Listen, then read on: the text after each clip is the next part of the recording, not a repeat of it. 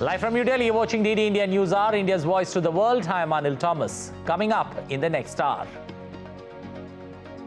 European Union agrees to open membership negotiations with Ukraine. Hungary holds up EU deal on 50 billion euro for Ukraine.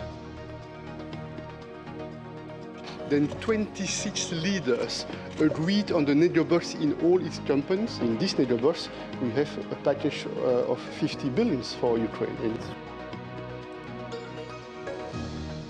Top Biden advisor Jake Sullivan meets Israel Prime Minister, urges on shifting to lower intensity campaign. Netanyahu stresses war against Hamas until absolute victory. Sullivan to meet Palestinian president today. We are more determined than ever to continue fighting until Hamas is eliminated, until absolute victory. India thrashed South Africa by 106 runs in the 30-20 match in Joburg. Level series, 1-1.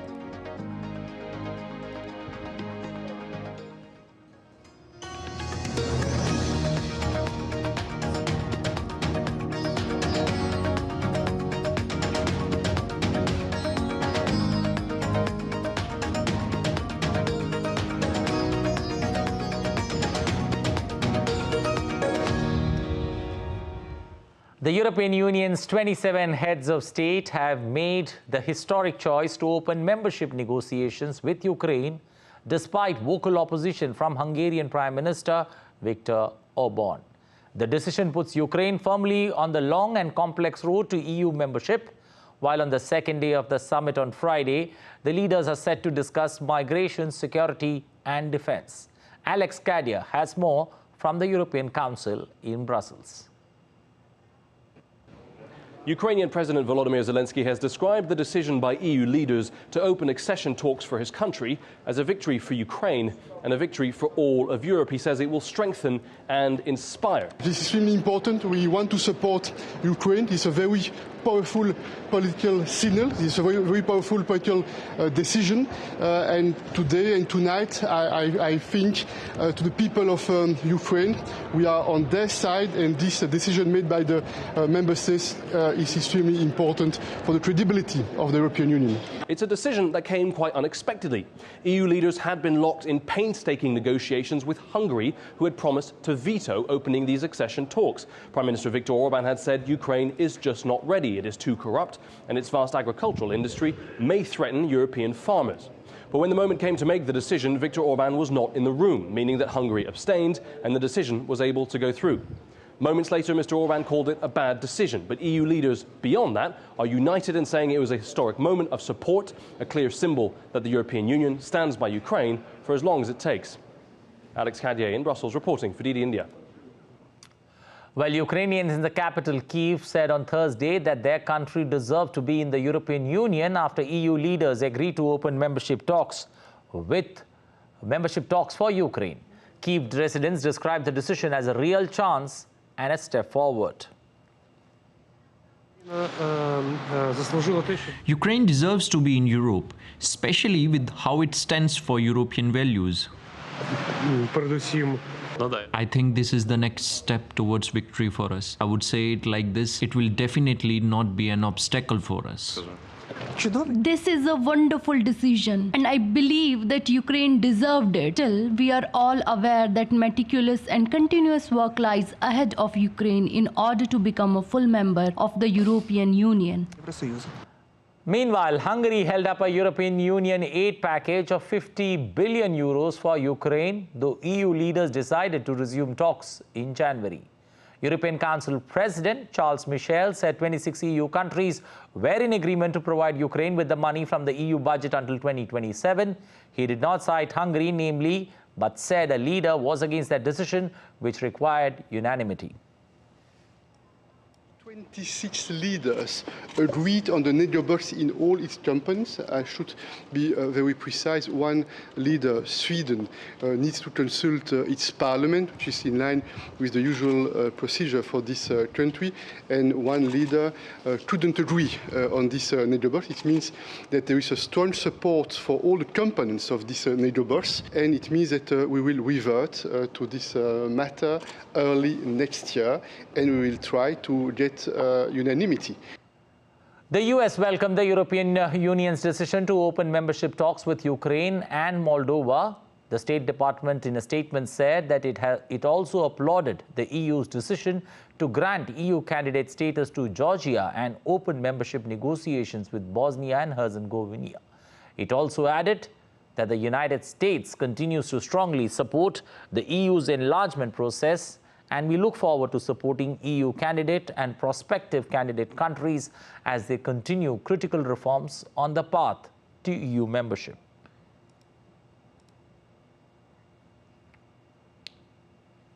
The commander of the US European Command met with Ukrainian President Volodymyr Zelensky in Germany on Thursday, and discussions continued on US support to meet Ukraine's most urgent requirements. This is according to a US military statement. The commander, General Christopher Cavoli, and Zelensky also discussed ongoing US and international efforts to train the Ukrainian armed forces.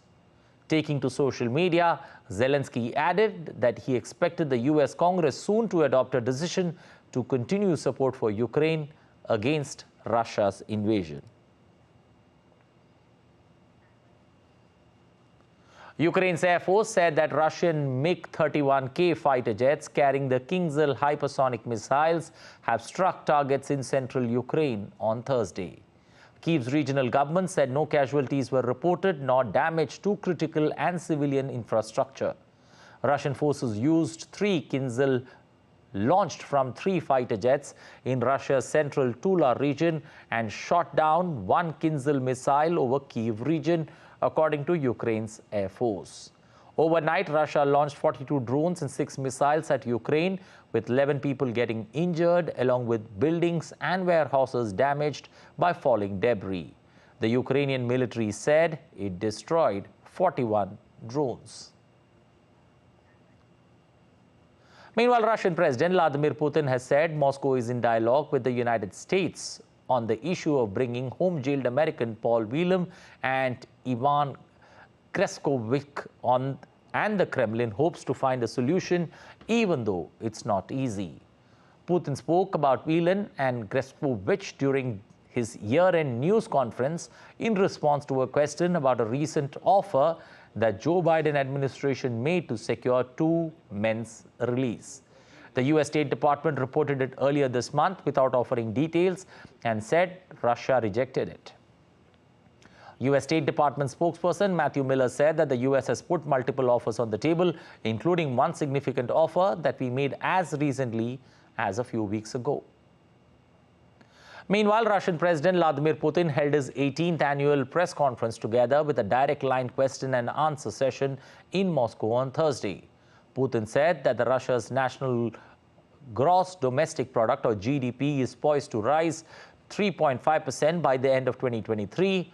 Putin mentioned that Russia's financial system remains stable, with national debt decreasing.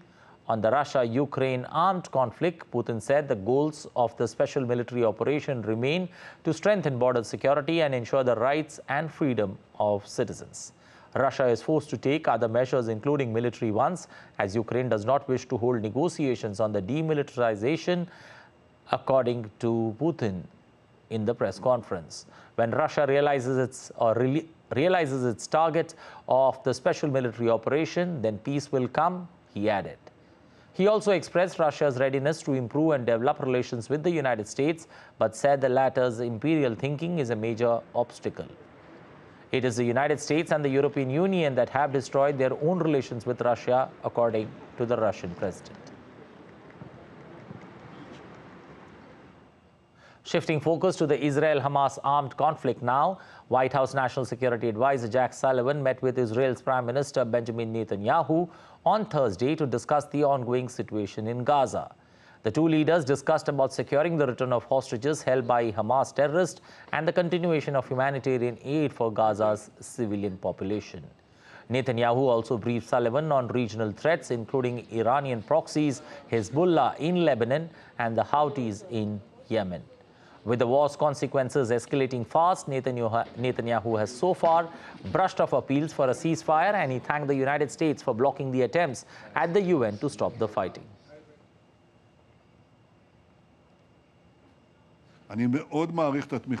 I greatly appreciate the US support for Israel in the supply of munition for the Israeli army, in blocking the attempts at the UN to stop the fighting, and in the assistance in returning our hostages. I would like to clarify, the return of our hostages is the main goal. We are not relenting in our efforts even for a moment. Even at this moment, I told our American friends, our heroic soldiers have not fallen in vain. Out of the deep pain of their having fallen, we are more determined than ever to continue fighting until Hamas is eliminated, until absolute victory. US President Joe Biden's National Security Advisor Jake Sullivan will meet with Palestinian President Mahmoud Abbas in Ramallah on Friday, and they will talk about the conflict in Gaza and ensuring that Hamas attack on Israel on October 7th is never repeated. According to senior US officials, Jake Sullivan will discuss the ongoing efforts to revamp and revitalize the Palestinian Authority and reining in extremist settler violence against Palestinians in the occupied West Bank.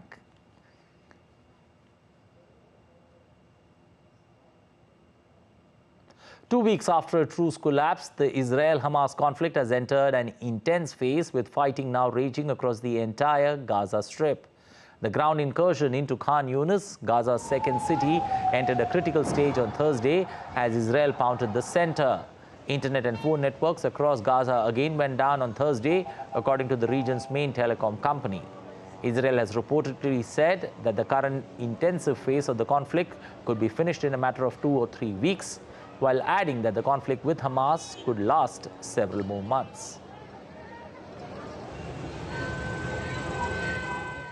Meanwhile, reacting to the intense fighting, White House NSA Jake Sullivan said that the governance of the West Bank and Gaza Strip need to be connected under a revamped and revitalized Palestinian Authority.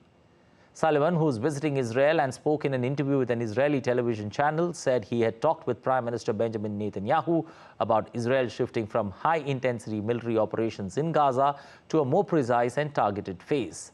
Sullivan did not provide a specific timeline or elaborate what such operations would look like, although he said Israel was expected to continue its military campaign for some time.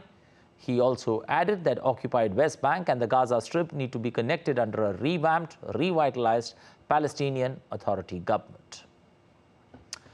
United Nations General Assembly President Dennis Francis has said that there is a need for a UN Security Council that is more balanced, more representative, more responsive, more democratic, and more transparent.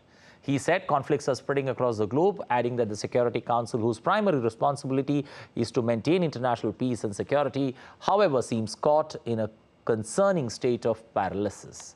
He further said that the Council, with the unsatisfactory discharge of its crucial mandate, is perceived as falling short of its mandate, consequently compromising the credibility of the entire UN itself. The UNGA president said that the UNSC continued inaction on matters that threaten international peace and security is damaging. Head of UNs Gaza Mission has warned parts of Gaza are no longer habitable due to overcrowding and poor weather.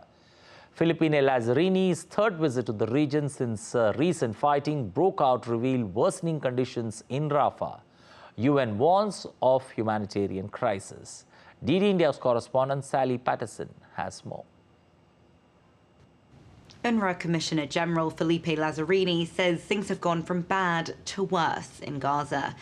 He'd been staying in Rafah, in the south of the Strip, near the border with Egypt, a city he called the epicenter of displacement.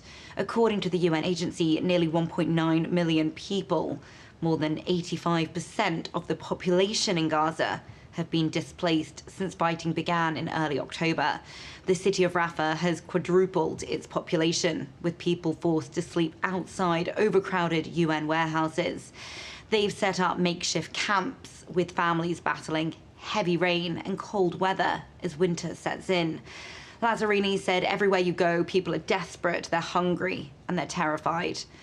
Aid is still only trickling into the Strip. He said some people he met hadn't eaten in 3 days. That's leading to people stopping aid trucks, grabbing food and eating it on the spot. The UNRWA chief repeated calls for an uninterrupted flow of supplies into Gaza and for an immediate ceasefire. That's something the Secretary General of the UN is also pushing for. But Israel and its allies, including the United States, say a ceasefire will give Hamas time to regroup and plan its next attack. Israel also accuses Hamas of using civilians as human shields and storing weapons in or near schools, hospitals and mosques. Sally Patterson in New York, reporting for DD India. The US Senate will vote on military aid for Ukraine and Israel next week as negotiations continue over changes to US border security policy that would be tied to the funding. Senate Majority Leader Chuck Schumer has said that the Senate will delay its holiday break, which had been due to start on Friday, and convene on Monday to give negotiators time to reach an agreement. Democratic President Joe Biden has been urging lawmakers to pass a supplemental aid package to provide $50 billion in new security to Ukraine as it fights Russia, as well as $14 billion for Israel as it wages an armed conflict against Hamas in Gaza. Republican House of Representatives Speaker Mike Johnson, as well as Republicans in the Democratic Majority Senate, have repeatedly said they will only vote for that and if it is paired with new controls for the US-Mexico border. Finland will again shut its entire borders with Russia to stop the inflow of asylum seekers. According to the Interior Minister, Mari Ranetham, on Thursday, the new border closure will begin on Friday at 1800 hours GMT and last for 1 month. Helsinki has accused Moscow of sending migrants to the crossings to retaliate for its decision to boost defense cooperation with the US, a charge that Kremlin denies. The arrival stopped when Finland shut its borders in late November, but resumed on Thursday when 2 of the 8 crossings were opened, according to the Finnish border guards. The Council of Europe said it was concerned about the rights of asylum seekers and asked Finland to ensure it remained possible to seek protection. Ranathen, who represents the anti-immigration Finns party, said there was no cause for human rights concerns. Suomen itärajalla on välittömästi jatkunut. We have been able to state that illegal entry at Finland's eastern border continued immediately. The number of migrants increased rapidly and the phenomenon accelerated faster than estimated. Several dozen people had already arrived in Finland through the Vaalimaa and Nairala border crossings during the morning. The government has today convened an extra meeting to decide on complete closure of the eastern border crossing. The closure starts tomorrow, Friday 15 December at 8 p.m. and ends on 14 January 2024. Still to come on DD India News Hour. Guyana and Venezuela agreed to avoid any escalation of conflict. The US Congress passes huge $886 billion defense budget for 2024. A New York State Court of Appeals denies Donald Trump's bid to overturn a gag order.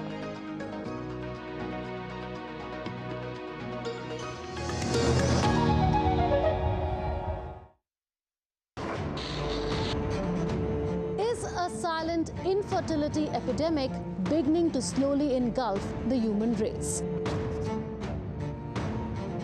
Get the answer on Connecting the Dots every Friday at 8 p.m. IST on DD India.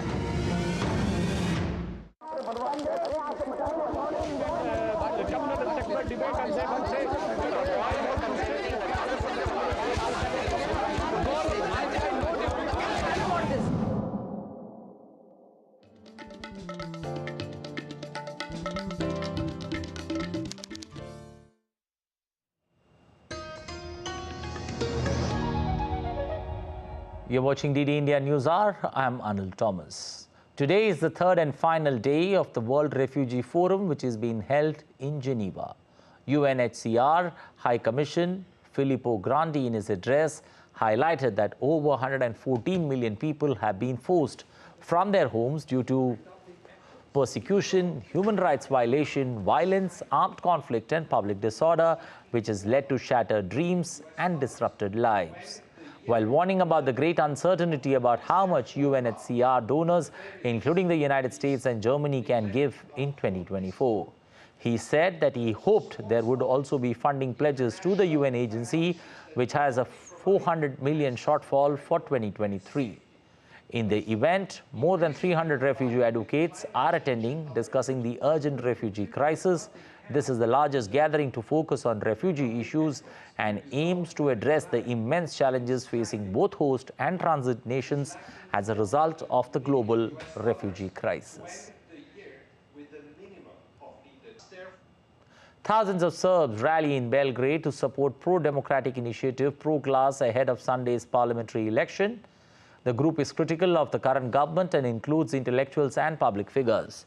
The upcoming elections will be the fifth since 2012, and a recent poll puts the SNS, the party of President Vučić, in the lead.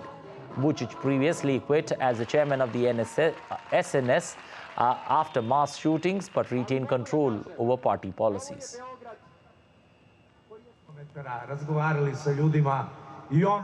We toured 17 cities, traveled 5,000 kilometers, talked to people, and what we can tell you tonight is that Serbia has begun to awake. Serbia is not the same country as it was 2 years ago, nor it is the same country as it was yesterday. Serbia's awakening is underway. We are not sure whether it has woken up enough, but we will find out on December 17. Moving on, Guyana and Venezuela have agreed to avoid any escalation of conflict amid a recent heightening of tensions over an oil-rich and disputed border area. The decision was taken during a meeting between the president of Venezuela and Guyana on Thursday. Disagreement over a region in Essequibo, which has run for decades, but Venezuela revived the claim, including to offshore areas in recent years after major oil and gas discoveries. The dispute is before the International Court of Justice, that's ICJ, though a final ruling could be years away. Speaking in favor of which, the Guyanese president said that both sides are committed to ensuring their region remains peaceful. We are a peace-abiding country and people. We have no other ambition than to pursue the peaceful coexistence with Venezuela and every country in this region.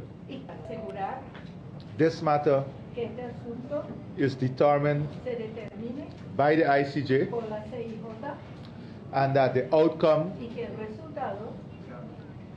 of this matter at the ICJ be respected by all. Voters in Venezuela this month rejected the court's jurisdiction and backed the creation of a new state in a referendum. Guyana has questioned the vote's turnout and said its land border is not up for discussion. The two leaders met at the airport in Kingston in St. Vincent and the Grenadines alongside representatives from CARICOM, the Caribbean Political and Economic Union, Brazil, the United Nations and the Community of Latin American and Caribbean States. Prime Minister of St. Vincent and the Grenadines, reading the joint statement after the meeting, said this. Let's listen. Guyana and Venezuela declared as follows. 1. Agreed that Guyana and Venezuela directly or indirectly will not threaten or use force against one another in any circumstances, including those consequential to any existing controversies between the two states. 2. Agreed that any controversies between the two states will be resolved in accordance with international law, including the Geneva Agreement dated February 17, 1966. Agreed to continue dialogue on any other pending matters of mutual importance to the two countries. 6. Agreed that both states will refrain, whether by words or deeds, from escalating any conflict or disagreement arising from any controversy between them. The United States will have its presidential election this year, with Democrat Joe Biden seeking re-election. He is likely to face former President Donald Trump, expected to be the Republican nominee. However, Trump faces legal challenges related to his previous election actions. DD India's Nick Harper in Washington provides a preview of the upcoming election and what to expect before November. 2024 is expected to be a dramatic year for US politics, but perhaps not this dramatic. The rise of AI images like these, of events that never happened, could make separating fact from fiction even harder during this election year. But one thing that's beyond doubt, Donald Trump's upcoming trials have not lessened support among his voters. It doesn't matter that he's charged. It doesn't matter what courts seem to say. His base is with him. And that base won't go away unless he's convicted. And even then, if he's convicted, who knows? We don't know what will happen to his base. The former president is facing 4 criminal trials this year. Charges include his alleged attempts to overturn the 2020 election results, which culminated in the January 6, 2021 attack on the US Capitol. Time in court will reduce time on the campaign trail, where he's vying to win the Republican Party nomination to challenge Joe Biden.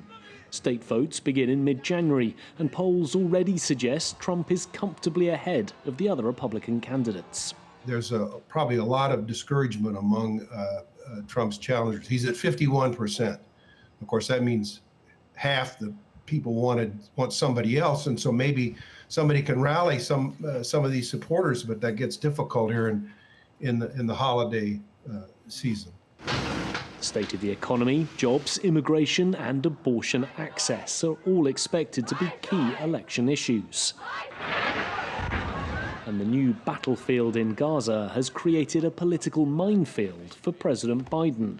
The rising humanitarian crisis for Palestinians and Washington's unwavering support for Israel's military campaign has some progressive Democrats saying they can no longer support Biden.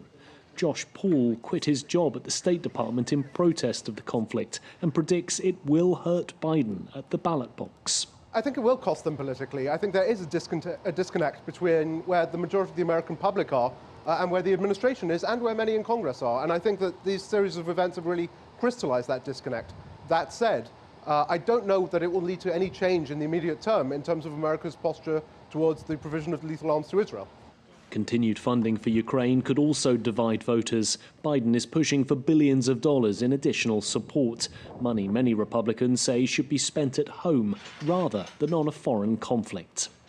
There's still a long while until November's presidential election, when a Biden-Trump rematch is expected. Before then, there'll be many months of partisan politics and courtroom drama. Nick Harper in Washington, reporting for DD India. A New York State Court of Appeals, the highest court in the state, has denied Donald Trump's bid to overturn a gag order that restricted him from publicly talking about the court staff in connection with the New York civil fraud trial.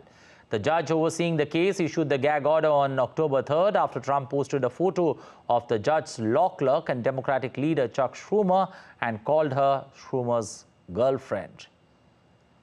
The judge said that the court received multiple threats from Trump supporters after the post.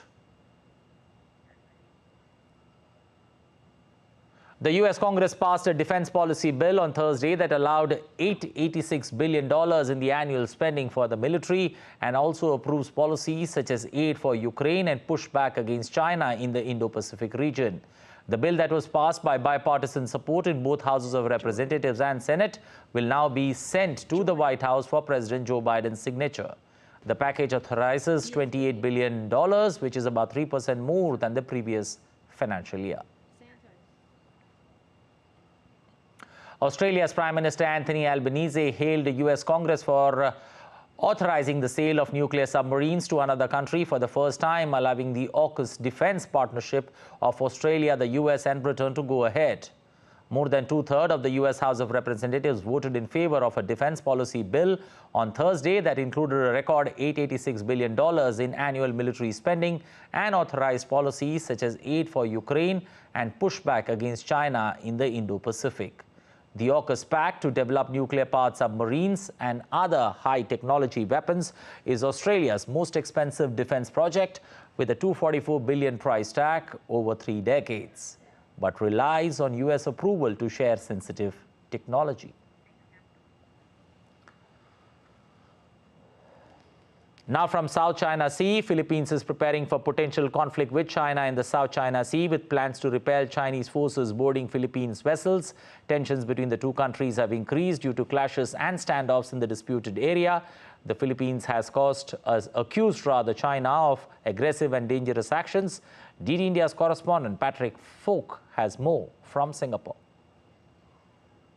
There has been an increase in hostility between the two sides in recent weeks, and perhaps it comes as no surprise that the Philippines is planning ahead for it. A senior military official has said that includes the scenario, as you mentioned, of Chinese forces boarding Philippine vessels. It's something that they say that they've been training for in war game exercises because the Philippines will not allow that to happen. They also said that they are considering what other coercive actions the Chinese might take. They've seen water cannon, they've seen ramming, and now they are questioning what other steps China could take short of an armed attack of any sort. Now, that will be a concern to America in particular. It has repeatedly said that it will defend its treaty ally, although the Pentagon said recently that that does not extend to unsafe operations like the firing of water cannon and like collisions. But if it goes any further than that, then it could really be a test for how far Washington's support for the Philippines goes. Well, let's take a look at other stories making news around the world. Sydney's largest Catholic cathedral, St. Mary's, was illuminated with Christmas lights displays showcasing scenes from the carol 12 Days of Christmas. The City of Sydney's council's tallest Christmas tree in New South Wales, Martin Place, was adorned with 110,000 lights. A multicolored giant bauble flashed light across Darling Harbour. Eddie Murphy is reviving the Beverly Hills Cop film franchise, with Netflix releasing Beverly Hills Cops Axel F in summer of 2024. The film stars Murphy as Detective Axel Foley, who teams up with Joseph Gordon-Levitt to save his daughter's life. Fans can expect a remix of the song's famous soundtrack and shootouts, gunfires, and car chase. Netflix has debuted a stage play based on its popular sci-fi series Stranger Things, the first shadow set in 1959. The play, produced by Matt and Ross Duffer, follows the story of a group of teenagers in Hawkins, Indiana, who battle supernatural events. The production is expected to resume in January for a year-long shoot. Netflix is also working on an animated spin-off series. Border Patrol agents in Lukeville, Arizona, encountered dozens of migrants since December 12th. The Lukeville port of entry was closed to assist with taking migrants into custody. The U.S. diplomatic mission to Mexico reported increased migrant encounters at the southwest border, fueled by smugglers spreading disinformation to prey on vulnerable individuals. Still to come on DD India News Hour. BJP's legislative party leader Bhajan Lal Sharma to take oath as the Chief Minister of the state of Rajasthan today. The head of state of Oman's 3-day state visit begins today. And India's Asam State Zoo and Botanical Garden is taking precautionary measures to keep animals warm during winters.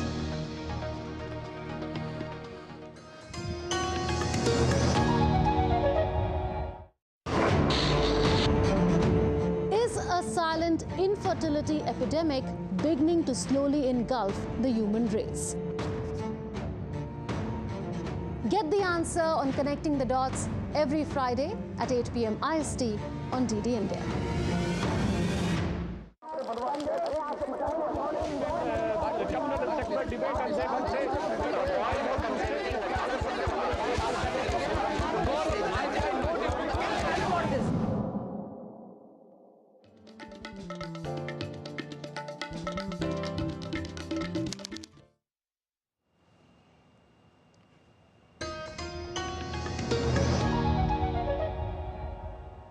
You're watching DD India News Hour. I'm Anil Thomas.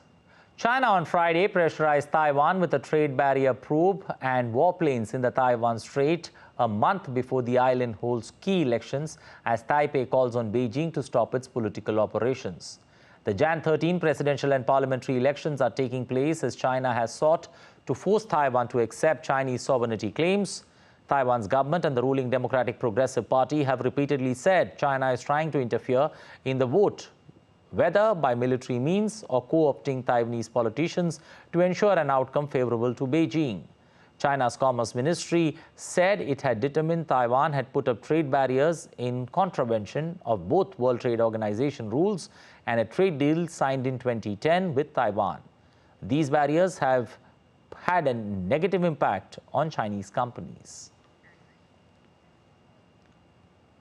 In neighboring Pakistan, the trial of jailed former Prime Minister Imran Khan will be held behind closed doors. His lawyer has said after Khan was indicted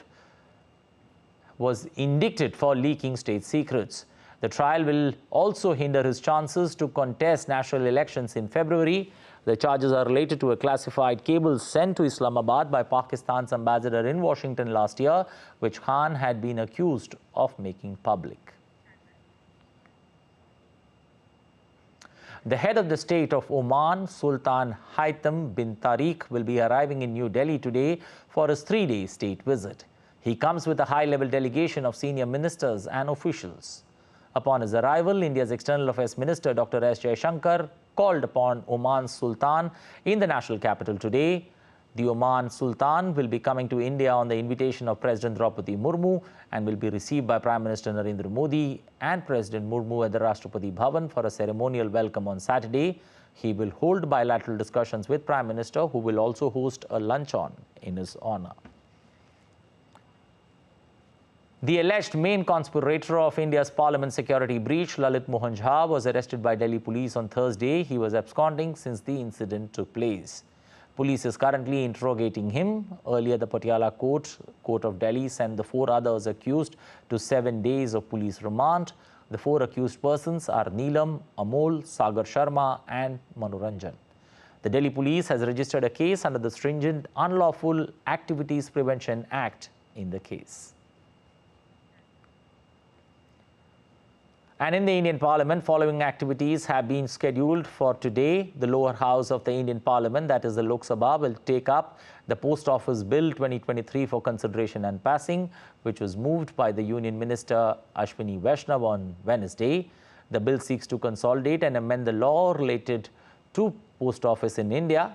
India's Home Minister Amit Shah will propose to discuss and pass 3 criminal laws. Apart from this, MPs will also be present to private members' bill in both houses of Parliament, as private members' bills are taken on Friday. India's ruling political party BJP leader Bhajan Lal Sharma will take oath as the Chief Minister of Indian state of Rajasthan today. The state governor Kalraj Mishra will administer the oath to Bhajan Lal Sharma. 2 Deputy Chief Ministers, Divya Kumari and Prem Chand Bairwa, will also take oath. The swearing-in ceremony will take place at the Albert Hall in Jaipur. Prime Minister Narendra Modi, Home Minister Amit Shah, BJP National President JP Nadda will attend the swearing-in ceremony. In Sri Lanka, 3 Indian officers were awarded the prestigious Golden Owl awarded by President Ranil Wickremesinghe at the graduation ceremony held on Thursday. The officers were undergoing command and staff course at Sri Lanka's Defence Services Command and Staff College in Colombo. The officers, Wing Commander Sumit Mahajan from the Indian Air Force, Major Rohit from the Indian Army and Lieutenant Sani Sharma from the Indian Navy, received the award for standing first among the foreign student officers in Air Force, Army and Navy wings respectively.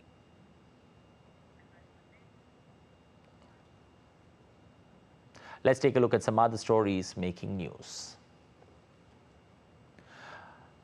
According to a statement released by Information and Broadcasting Ministry, Viksit Bharat Sankalp Yatra has reached a monumental milestone with participation exceeding 20 million in less than a month. The Yatra has reached nearly 60,000 Gram Panchayats with more than 16 million Indian citizens taking the Sankalp to work towards striving for a Viksit Bharat by 2047.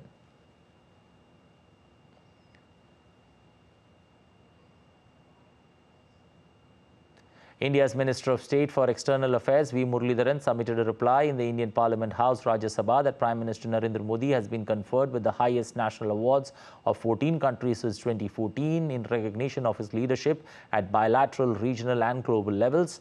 Prime Minister Modi also received the highest environmental award in the United Nations in 2018.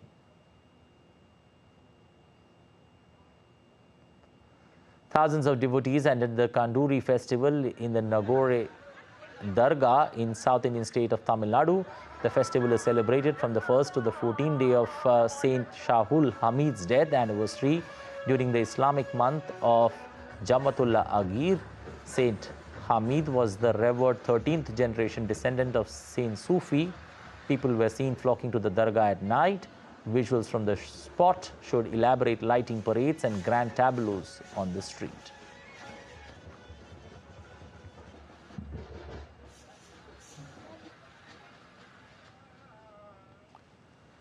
As winter knocks in the northeastern part of India, the authorities of the Asam State Zoo and the Botanical Garden have taken precautionary measures to keep animals warm during the winter.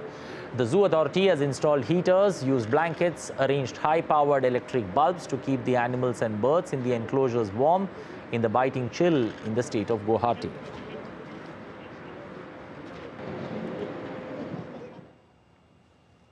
According to India's Ministry of Defence, the government's net direct tax collection has increased remarkably.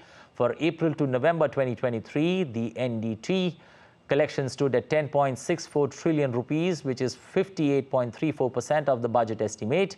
The collection is 23.4% higher than the corresponding year, that's last year. The current fiscal 18.23 trillion rupees is expected to be collected in direct taxes and 15.38 trillion rupees are expected to be mopped up in indirect tax sources. Some business-related stories. The Asian shares hit a 4-month peak on Friday as sharp declines in the dollar and US yields extended the Fed fuel rally, but pushback on rate cuts from central banks in Europe may deal a blow to the global pivot hopes. MSCI's broadest index of Asia-Pacific shares outside Japan rallied 1.3% to the highest since early August and was up 3% for the week. Japan's Nikkei jumped 1.2%, heading for a weekly gain of 2.5%. Battered Chinese blue chips rose 0.8% to pull away from a 5-year low, while Hong Kong's Hang Seng Index surged 3%. Earlier, US stocks ended firm on Thursday, with the Dow Jones Industrial Average notching its second straight record high close. There is optimism among investors that borrowing rates will decrease next year following a dovish pivot by the Federal Reserve. The S&P 500 also closed higher, gaining 0.26%, while the Nasdaq Composite gained 0.19%. The Dow Jones Industrial Average rose 0.43%.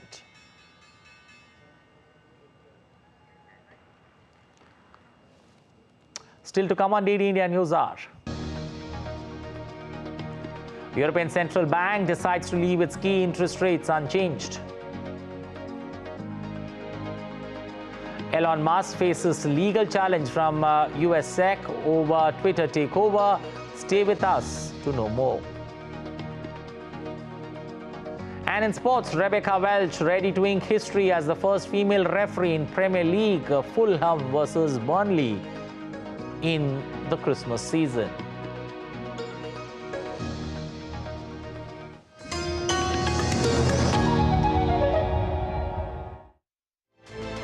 We are taking a close look at the profession of diplomacy, the way it has evolved, the Indian Foreign Service, which is the crux of Indian diplomacy, and the changes that we have seen in the Indian Foreign Service over the decades, the challenges that lie ahead for the Indian Foreign Service, and what it is to be a Foreign Service officer. This is a historic moment for India. And the Foreign Service, the diplomats of today have the great opportunity to take forward the dream, to help realize the dream of a Shresth Bharat, Mahan Bharat, and India's move from a major power to a great power.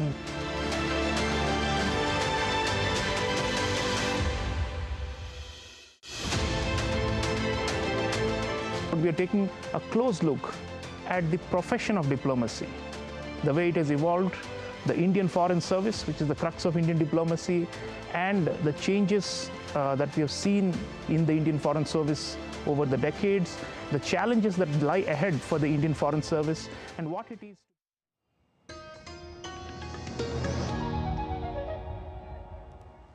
You're watching DD India News Hour. I'm Anil Thomas.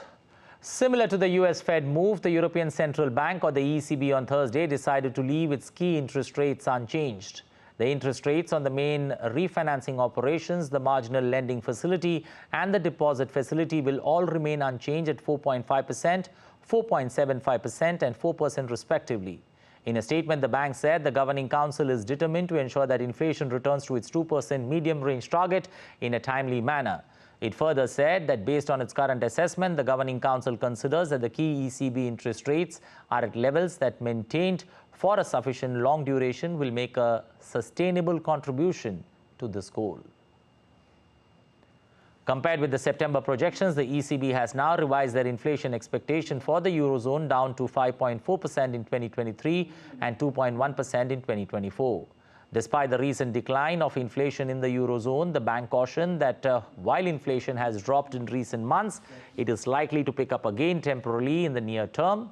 The bank expects economic growth in the Eurozone to pick up from 0.6% in 2023 to 0.8% in 2024, as inflation in the Eurozone has been dropping at a pace faster than expected and interest rates remain high. Traders and institutions like Deutsche Bank expect the ECB to cut rates in 2024.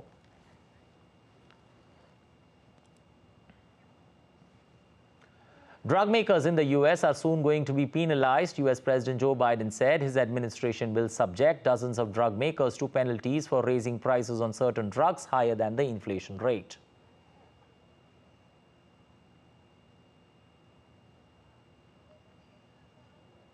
But we're now fighting back. As part of our law, which passed last year, drug companies can raise prices more than, if they raise prices more than inflation, they'll have to pay back the difference between inflation, has it gone up, and the price they charge. And that means consumers will pay less as well. They're going to save taxpayers money and discourage companies from raising prices in the first place. Argentina Security Minister announced on Thursday that force will be used to remove protest blockades just days after the new government announced tough austerity measures. Patricia Bullrich said that federal forces will be mobilized when protests disrupt traffic, and those responsible for the demonstrations would be sanctioned with operational cost or police intervention. The security protocol followed an announcement earlier this week of economic shock measures aimed at fixing the country's worst crisis in decades.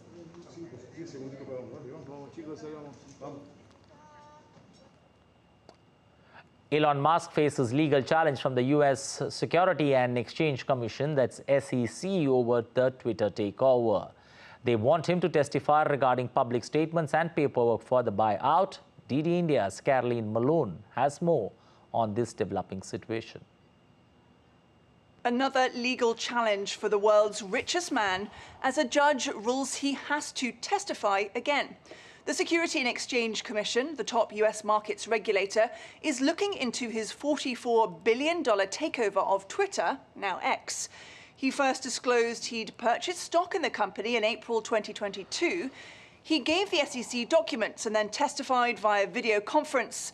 They received new paperwork and said they wanted him to testify again, and he said no. So they sued Musk in October to try and get him to testify. but his lawyers advised against it and said last month the SEC's pursuit of Mr. Musk has crossed the line into harassment.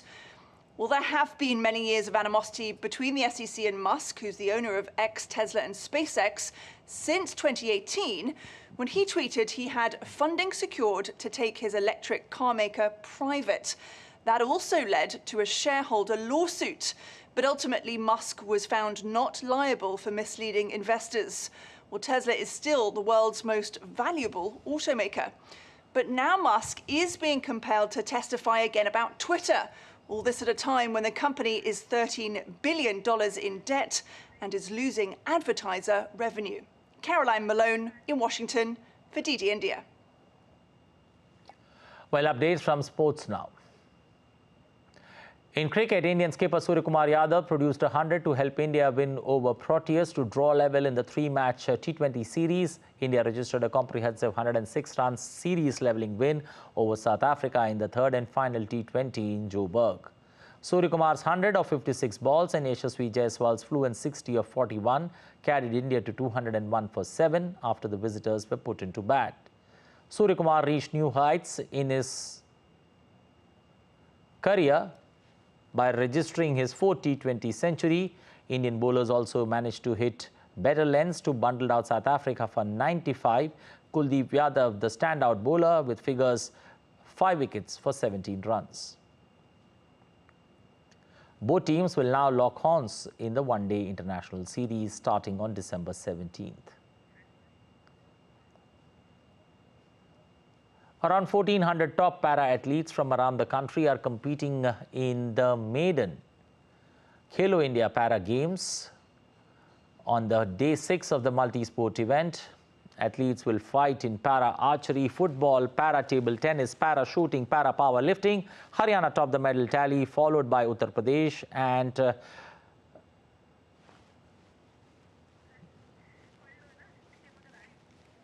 Tamil Nadu, taking the 3rd spot, completing the podium. English bowlers toiled in the Mumbai heat as India capitalized on a batting-friendly surface on day 1 of the one-off test between India and England. Indian captain Harmanpreet Kaur won the toss, opted to bat first. India got 410 for 7 as 4 players made half-centuries, which included debutants Jemima Rodrigues and Satish Shubha.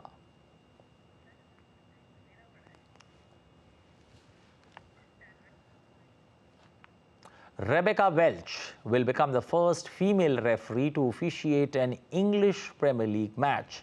Rebecca will take charge of Fulham's home game against Burnley on December 23rd, which is that Christmas week, and we would see a lot of English teams, English clubs in action there during that particular phase. Welch has been a trailblazer for female referees and last month was the 4th official for the Fulham versus Manchester United Premier League match and the first female referee to fulfill that role. The Antarctic Ice Marathon took place just a few hundred miles from the South Pole at the Union Glacier in Antarctica, where the 68 runners faced sub-zero temperatures and strong winds. America's Stephanie Esbridge completed the race in 5 hours, 4 minutes and 13 seconds to finish first, with Grace Cezanne in second place and Russia's Olsia Moserin in third.